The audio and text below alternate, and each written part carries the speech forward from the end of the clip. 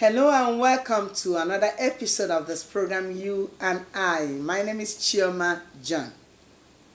Yes, I feel excited whatever it is this time. And you know what? Today I have one of the best couples in town. Yeah, if you want to know why I said that they are the best couple in town, just sit tight, don't get away. You'll agree with me at the end of this program. Remember that this program is meant to bring peace, joy, love in our homes. Don't forget that a successful marriage requires falling in love many times, always with the same person. Having said that, join me as I welcome today Joseph Ezenea Uzor. Mrs. Chioma Ezenea Uzor. my namesake. I'm glad to have you here. How old is your union? We are 40 years by May 30th of this year. 40 years. That's beautiful. 40 years. And have you ever been made angry by this man that you have lived with for 40 years? Has he ever made you angry? Well, I won't say that he has made me angry. There was nothing like that. But many a time we have little misunderstanding, maybe just because of children. You know, I know you are not angels, you're human beings. Yes. And I know you were not born by the same parents. The essence of this program is for the younger ones to learn from us. Yes. Yes. Since we came together by His grace, the Lord has been helping us to tolerate each other. Though there are sometimes we have misunderstanding because of children and because of... Misunderstanding is misunderstanding, whether it's money or children or... So for you to say no, that he has not made you angry, so somebody watching it there will say that you're lying. Because every human being, even as I am, my husband have made him angry. And many, not just me, because we are not angels. So we just want truth so that people will learn. Because if you present your husband that he has never made you angry, somebody there will say, have you seen it? This man has never made the wife angry for 40 years. No. All right, so let me start. Let me come to you. So what do you have to say these 40 years since you've never made her angry? She has never made you angry too? She has made me angry. I've made her angry too. To be sincere, as Christians, we have made ourselves angry, misunderstood ourselves at various points. Perhaps maybe not preparing food on time, perhaps not getting up in time to get my food ready, and so many other things like that. I love that. Have you ever made her angry? Has she ever made you angry? What we actually want to get from this is, how were you able to handle it, to resolve it, to the point that both of you are still together and you are bold to come here to let the world know, this is my husband, this is my wife. How were you able to overcome it, even when those issues came up? Yes, you know, as Christians, there are core Christians, there are surface Christians. We are core Christians. We misunderstand ourselves to understand ourselves. We have never called anybody to settle a case. As soon as we misunderstand ourselves, we'll go. And the letter will come back to reconcile as quickly as possible before it runs out. Before the day, because I was about to ask, how many days does it take you to come back to reconcile? It's just that the same day. Maybe, probably if I went out, if I come back in the evening, he herself might not be so happy with me, but as I'm coming back, she will welcome me, and that matter dies off there. I will not recall what did you do in the morning and all that. No, we read the Bible. We must practice the Bible. So that is what has kept us going progressively. I know that 40 years is really that a very long time. Can you just take your mind back to when you were having children? Some couples, once children are coming in, they'll start having serious issues. Either the man will complain that the woman is lazy, or the woman will complain that the man is not taking proper care of her. Ma, I want you to say something. During those years you were having your babies, during the time of pregnancy, can you tell us one or two issues you can remember you had? Yes. One or two issues I have was that during the time of pregnancy, when he will approach me to have to come closer to me, I will always say, no, no, no, no, no. I don't like it because I'm so heavy and I'm so tired. So many a times he will grow angry, and many a times I will also, I don't want him to be angry, I will succumb myself. And during the children time also, when he'll be beating the children because of misunderstanding, I'll be growing angry. But later I will realize myself, I'm supposed not to be angry before the children. And I will ask him, I am sorry, immediately, and that's it. Okay. That aspect of disciplining children. Then how do you react? If she reacts that way when you are disciplining the children, how do you also react when she is the one disciplining the children? You know, we men sometimes, ego, I just feel that she doesn't understand. I am seeing different things, she also is understanding different things. Okay. And then I overlook it, I'll become, and allow things to simmer. After some time, she will also understand. I'll explain. This is the thing, this is how it should go. And I know sometimes too, there are women tends to get some children to themselves. This is my own. It's like my mother. They behave like me and all that. They are all the same. We don't have to pick a particular child to be closer to you than the rest of others. How many children do you have, really? We have two boys and 2 girls. That is beautiful. Yes. Have you ever had any arguments on a particular child? Either the child chose to do something like this, the father agreed with him, or the mother agreed while the other person said no. Have you ever had something like that? If there had been, there might be, but you know, it's fainty in my mind now. We don't really always have a serious issue that will make us to argue so. And on the children's side, she tend to, at the time, we push it to me, and we balance the issue. So, now I can't remember if there had been any time we argue for children. Can you tell us the secrets? Yeah. Can you tell us the secrets? The secret is one. It's not far-fetched. We have core Christians who believe the word Bible. Core Christians because you are a reverend minister? No. Before I become a reverend, I wasn't born a reverend minister. I take God as my biological father. As I'm talking, even as we come here, I have communicated. I don't see him like they said the goat everybody has can sleep outside. He's like a biological man to me. We communicate on daily basis, on a minute basis. So my mind was always there. What would my father be saying, seeing me behaving this way? If you are just joining us, this is you and I have the family of Rev.and Uzor here with me. And their marriage really lasted for 40 good years, and they're still strong, young and strong. One of the reasons I brought them here is that I've watched them in few occasions. We met somewhere. I saw the love. I saw the way they moved together. These people have to come around and tell us the secrets behind their togetherness. Why are they still attached to each other this way, even at this age? Okay, with what I'm seeing here is more of spiritual. But when we are getting married, they told us that the marriage is about 90% carnal and the 10% spiritual. All right, we shall be going on break. By the time we come back, we'll hear and know more about this family. Stay tuned.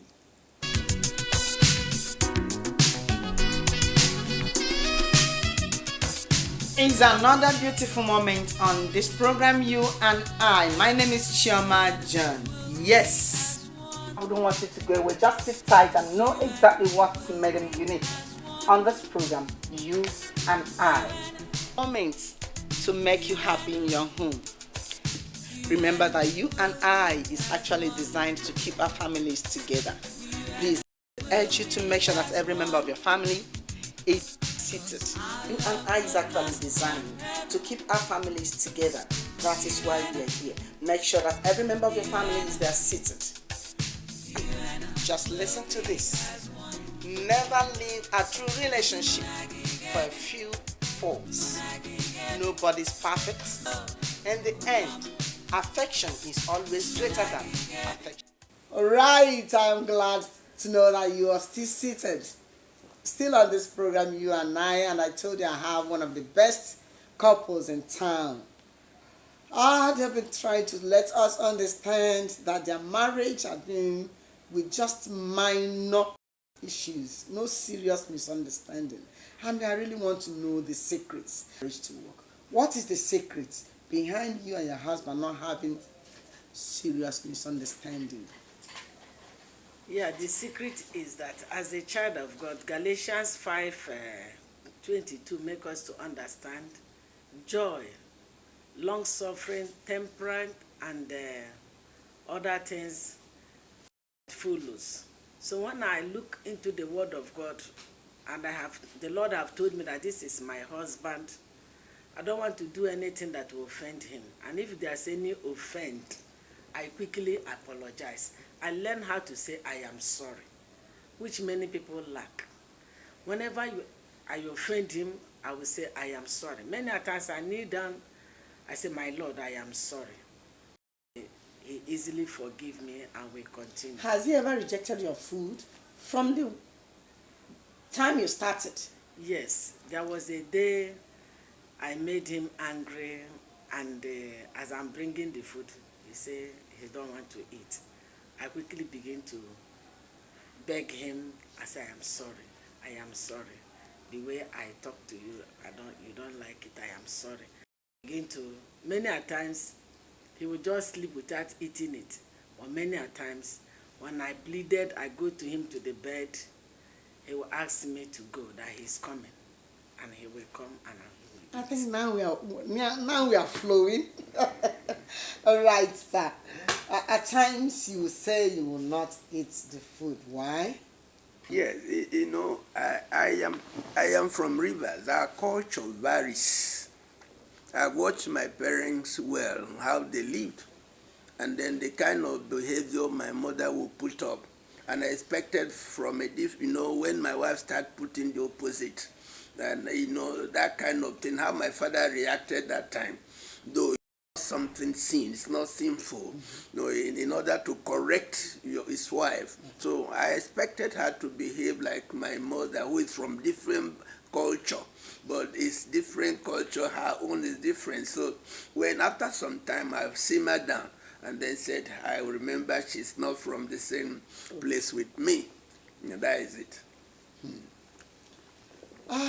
What is that thing you so much love? My wife, he loves me. No, there's no two ways about it. She loves me. She loves me. Then what do you love so much about her? She forgives easily. She forgives easily. She will say something maybe provocating, but by the time you say, I'm sorry, and it is gone. It will not be. It will not remember. She will not remember it tomorrow. Work on it tomorrow. So on that, she is very good. She is very good. I love her for that. That is good. Yes. All right, ma. This man now, can you tell me what is in him that is so much love? Something that you cherish so much about him. Yes, what I cherish about him, he cares. He cares for me. He buys things for me. And he loves me also. That you have the key. You show so much care and you buy things for her. That is good. Let me just give her another one. All right. Is there anything that, if given opportunity, you want her to change about herself? Really, yes. There are a few things I want her to change. Yeah. The level of generosity is not the same.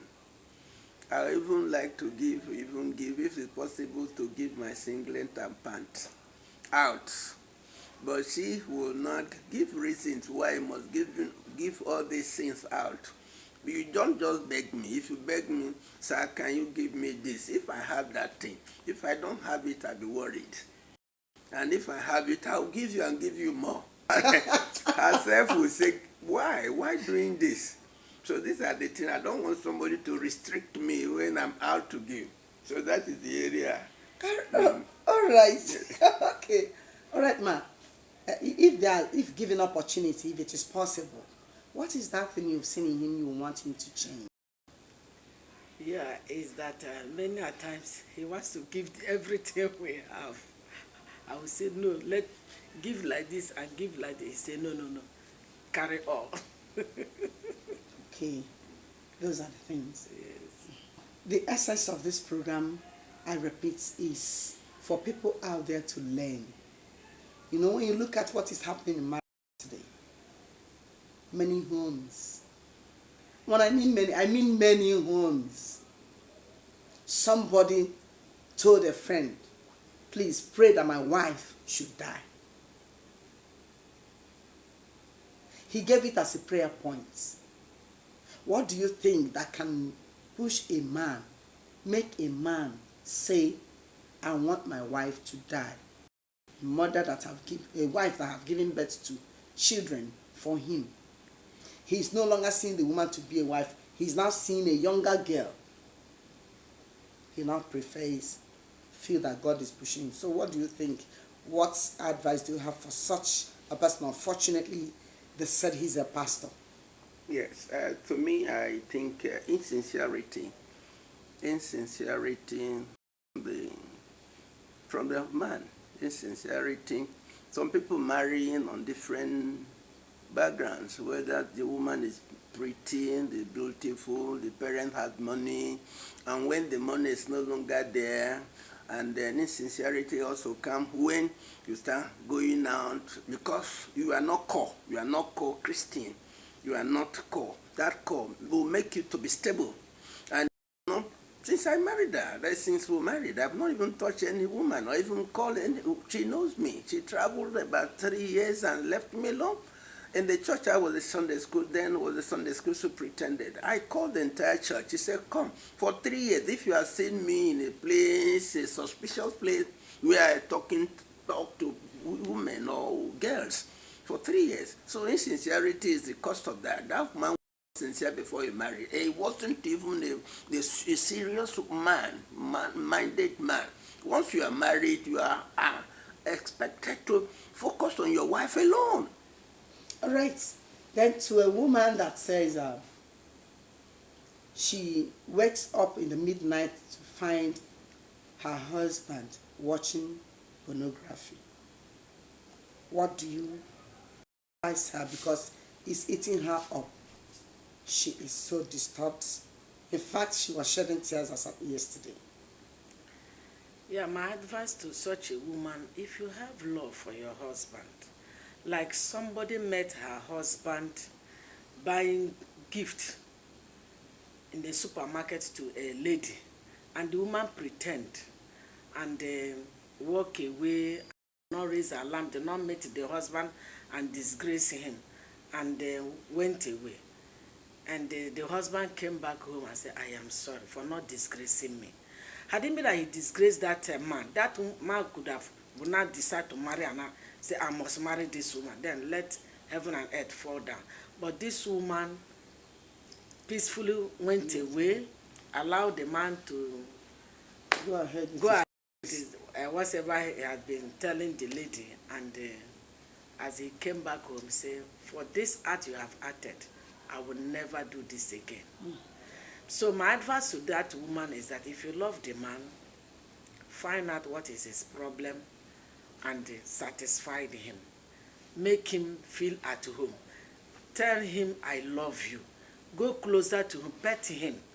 Do things unusual to him. Bring his mind back to yourself.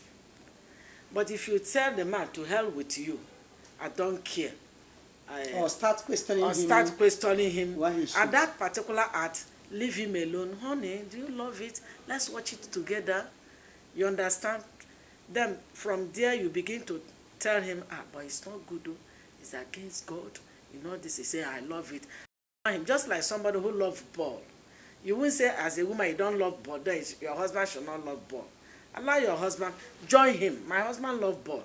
So when he put it on, I will not say off it. I want to watch this thing. I will join him together. We watch the ball. After the ball is over, when I come back, whatever he likes in the screen and he put it on, I don't just say, will you off it? No. I will allow him. We enjoy it together. Even I'm not interested. We enjoy it together. And after everything he left, I'll put the one I like. So the woman should bring the husband, back to herself. All right, before we dance, what do you have to tell such a man who is, he said he's a Christian and he likes watching pornography whenever the wife is asleep? Yeah, and I will tell the man to, you married your wife. If your wife is not satisfying, I think that should be, the woman is not satisfying him properly. And then find a way to convince your wife. I know sometimes women have, when they plait their hair, say my head is this. Sometimes they say this, my waist. And they have flimsy excuses instead of submitting. And this will push through man. They say, where do I go? I better watch this thing. But it's not helping because it prompts him to go outside. To go to your wife and say, you are really pushing me away, just as my wife had said. When she realizes pushing the husband away, I think she will come back and then that pornography, something will stop. All right, you are going to dance now. Show us the way, if you can still remember, though it might not be the same music, but at least you'll be able to remember how you did it about 40 years back. Okay.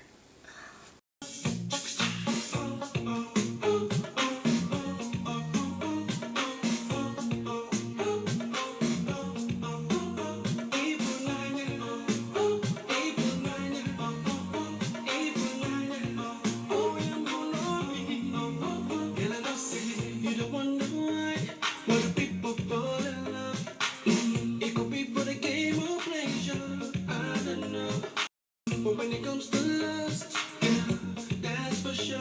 When I get all these things around, girl, now you be the one that makes me smile and it's true. Now only you, we give this love a chance to rain. Baby, don't go, all because of people like